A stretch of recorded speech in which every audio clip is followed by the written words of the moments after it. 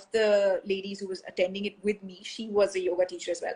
And she taught us some like sort of exercises to pull up the skin. Now, I don't know if they're actually effective. So maybe you can give your expert opinion. Basically, she just said to pull it up, you know. Does it work? So I don't know, because to be very honest, I have not done the pace yoga. I have not really done most of those. But I can tell you that you look fabulous, Diya.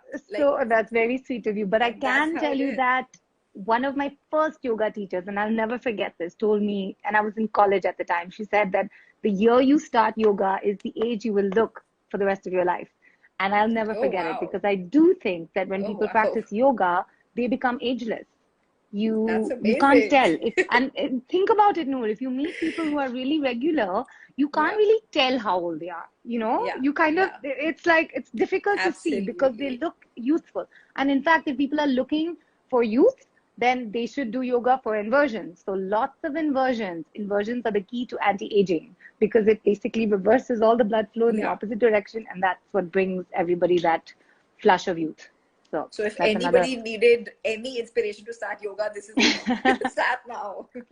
Yeah, I can sell it. Now I just need to get people started. Okay, so the same person, Dr. Ani Chaudhary, has asked, can I do yoga in the evening? Is there a preferable time for doing yoga? I would say it's up to the person. Some people are morning people. If you have energy, you feel good in the morning, move in the morning. If you feel better in the evening, go in the evening. It's up to you. Of course, there are things like sunrise. Early morning is a wonderful time. I think just personally, your energy, it just starts your day in a great way. I feel more tired in the evening, so I feel like I have a little less energy. But they're different people, and different people, you know, have different body types. So listen to your body and see what works. But there's no principle where yoga should be practiced at a certain hour or something like that. Again, I think traditionally people will tell you that early morning is wonderful. And I think two times. There's early mornings or like sunrise. And I mean, you know, now sunrise is before 5 o'clock. So not necessarily before 5, but morning and then evening, sunset.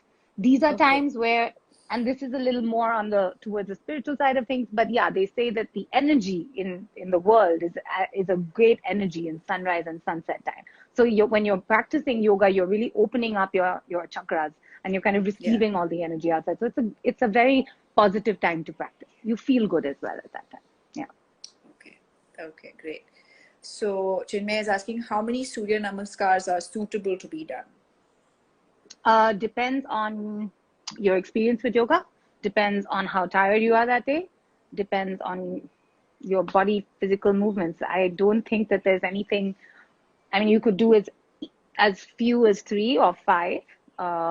Do them slowly, but really feel them. You could do as many as 50, 54. So last weekend I did 54 on Sunday because I wanted to do that, but that was because I felt like it. So it really kind of is up to you. The beauty of the Surya Namaskar is that it's like running. The more you do it, the more your body develops a tolerance for it, the more you can move with it. Yeah.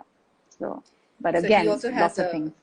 Follow-up question to that. What is more beneficial, just the Surya Namaskar or the reverse Surya Namaskar as well, the 16-step one? Surya Namaskar is what I generally practice. I find that to be very beneficial, so I would go with that. That's what I would say. Yeah. Okay. So you don't recommend doing both back to back? You could if you wanted. Like, again, yoga practice is all of it works, you know. So I would say, like, I don't think it would be I don't think you would get any kind of a non-benefit from practicing the 16 steps either. So try both and see what you prefer, what made you feel better, and then or do alternate, you know, so kind of mix it up. Okay. So Preeti Khanna has asked numerous times about the hormonal imbalance, but Diya will get back to you. It's the same PCOS. I will get back. Yeah. Yes. Okay. Let me see. Okay, Ritu Behrani, I'm suffering from tennis elbow. What exercise should I do and what should I avoid? So again, first, I think sometimes you need to check with a physio whether there's certain movements that you should be practicing to just strengthen the muscles around it. So you need to work on the mobility of the area and then go to a teacher so that the teacher can see exactly how bad your injury is or how much your mobility is sort of limited. And based on that person can then show you what would be the correct movements. But these are difficult to say until you see the person and you really see what kind of shape they're in. So then I would recommend you get in touch with Diya again. And yeah, maybe we can do like a call or you know, and then you can show me what your movements are, and then we can go from there. Yeah. Okay. So again, Chinmay is asking, people generally say that we should do yoga on an empty stomach. Is that true? I think it's always better to do yoga with having eaten a light meal at best, at most, yes, because you move so much and you do everything. So you forward, bend, upside down, twist. You definitely don't want to have a lot of food in your stomach at that time. It doesn't feel great, to be very honest. So for me, when I start my practice in the morning, for example, I usually just have like a banana before. Okay. You've gone on mute, Diya. I can't hear you. Oh, can you hear me now? Yeah. I think now I can. Yeah. So I would say light food at best, but yeah, it's always good to have a light meal. You don't want to have a very heavy meal. Okay. That's actually good to note, because I don't think I've ever observed that. So I'll keep that in mind. It makes a huge difference. It really makes a huge difference, because your discomfort is much more when you've got too much food in your, like after lunch, for example. If I have to teach a person that, I always tell them that you need to give me 2 hours at least between your meal and the time you come to my class. Otherwise, you won't feel good. Yeah. That makes sense. Yeah. Okay, so he's saying actually the problem with me is that when I do the stretching exercises with my right leg, it's smooth. But when I perform the same with my left leg, it's a bit of a hustle to gain that stretch. Is that normal? What can one do for that? It's absolutely normal. Everybody has imbalances in their body. So typically, we are dominated by one side or the other, left-handed, right-handed. Because of the dominant side, you tend to use that side more often. So whether it comes to a sport, whether it comes to daily movements like lifting things up, picking up your child, rocking your baby to sleep, could be all kinds of movements, you end up using that one side. The more you use that side, although that side tends to be stronger, it also tends to be much more sensitive, much more painful, sometimes stiffer, sometimes more. Sometimes the other side is stronger, but one side is stiffer. So that imbalance in your body is absolutely normal. Everyone has it. Yoga tends to make you notice it, because you do so much mirror work in yoga. You do left side, right side, left side. So you become acutely aware of the difference of when you lift this arm and when you lift this arm. And that consciousness is wonderful, because you become so connected to your body, but it's also very, it really makes you notice. So don't worry about it. Just keep breathing, keep practicing the movements. And if you do feel like you need to see somebody to check whether that imbalance is something just beyond like a tighter hamstring, then again, I would say you could go and visit a physio. For example, for me, when I realized that my left hamstring was much tighter and it was always really more painful, I did discover only from physio that it was because of my external hip rotation. So I do a lot of mobility movements in order to stabilize that rotation, to kind of minimize that imbalance. So it's normal, it's natural, there's nothing to worry about. Just keep moving and enjoy it. And with my personal experience, I had a similar problem, and it just went away on its own. I don't think there was any catalyst. So after I gave birth, my left leg, I could never sit in a cross position. So my left knee would always be like this, like literally this high. Yeah. And now it's fine. It's gone. 4 years later, it's gone. So I'm glad. More than often, it does kind of settle down on its own. And even if it doesn't, it's okay, because none of us are perfectly synchronized people. We're not robots. You will always have one side which is a little different from the other. So it's fine. Yeah. Okay. So you've already answered the one about the C-section.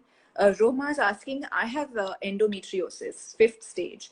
How many Surya Namaskars are okay for me to do per day? Again, this is something that I would rather have a direct conversation with, to figure out the history of the person, what kind of exercise they do, everything, before I can recommend the number of Surya Namaskars. Very difficult to say. Okay, Roma, so get in touch with Diya. And Roma is also a dear friend of mine, Diya, and Diya is also a dear friend. So I'm putting both of you in touch. Lovely. All right. Okay, so Gitika is asking, I've been practicing yoga for 4 years and my tummy is still big. I do Surya Namaskars, but how can I tone the tummy? So Surya Namaskars don't necessarily tone your tummy. First of all, Surya Namaskar is a wonderful all-rounded practice. It opens up your entire body. It strengthens your shoulders. It strengthens your back and legs. To tone the tummy, you're going to do more core-related work. So I would say there's a very simple, you can start with simple leg lifts. Literally be on your back, take support of your lower back with your hands, with one leg up at a time. Start even with your legs in tabletop position. So you're not just lifting the 90-degree angle, because a lot of people are not used to that. They don't have the core strength to be able to do that. So you start with your legs at a tabletop position. You just do something as simple as marching. It's actually a Pilates-based movement. Super simple, but you really have to pay attention to your core for that. So doing more movements lying on your back where you're lifting your own body weight, just like one leg at a time. Then doing things like planks. A fantastic way to engage your core. Forearm planks, side planks, high planks, plank variations. I mean, there's a lot of different movements just for the core. So very different. Surya Namaskar is not necessarily going to give you a strong core. Yeah. And I just add a little pointer to that. You know, I feel like when you keep doing the same exercise and expecting this one miraculous result, that's never going to happen. You have to keep changing it up with slight movements, add new ones. Variety. You know, variety. Yeah. Because your body starts expecting it and then it stops. Even things like push-ups. Like a push-up is a fantastic way to strengthen your core, because you have to use your entire body, which means your core has to be involved in that movement. So yeah, lots of movements, different, but strength-based, body-based. So lifting your body weight, that's the way to do it. Yeah. Okay. So Roma is again asking, doing Surya Namaskars slow is better or doing them quickly? I love both. So I would say it's a different experience altogether. So slow is amazing because I make people understand each and every posture when they do it slow.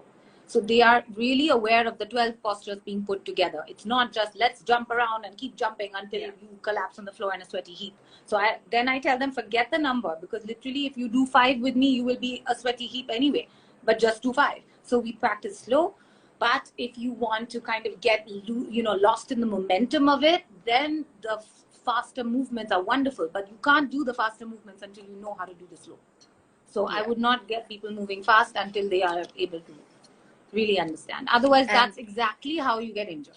And then you tell people, oh no, my back got hurt because I did yoga. So no, don't do it fast. And having done Dia's class, I can say even 5 is enough when you do it with her and do it correctly. Even 5 seems like a lot. Okay, so a lot of repeat questions, so I'm skipping those.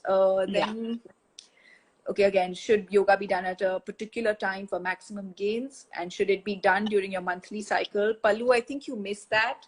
You want to just reiterate the monthly cycle bit? So this is actually Pallavi. I know her. So Pallavi, I saw your question. Basically, I think you can do yoga every day, including during your cycle, but listen to your body. Sometimes on day 2 and day 1, you just don't feel up to it. If you don't feel up to it, that's absolutely fine. In terms of core exercises, I would avoid things like planks and boat pose on day 1, day 2, and day 3.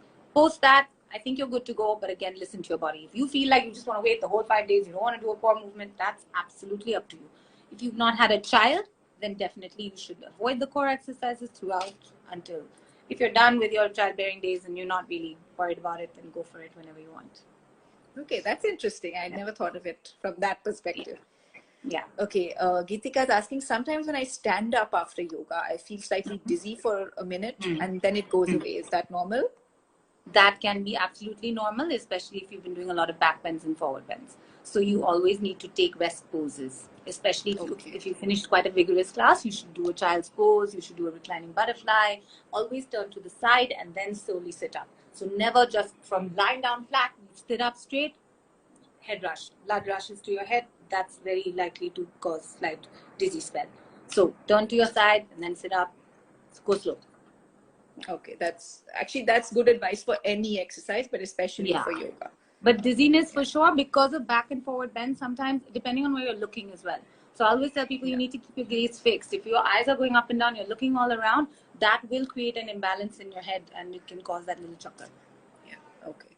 So Preeti is saying, love Dia's Sunday Surya Namaskar classes. Great, everybody. Sunday Surya Namaskar classes. Okay, I have a question from Harpriya in the stickers. She's saying, how do I keep track on my form when doing Surya Namaskars on my own? If you have nobody to watch you, then take a video of yourself. Okay. See if you have an iPad phone, record yourself. Because at least then you can watch it again and make sure that you're doing it correctly. Yeah, that makes sense. Okay, I think we are done with the questions, and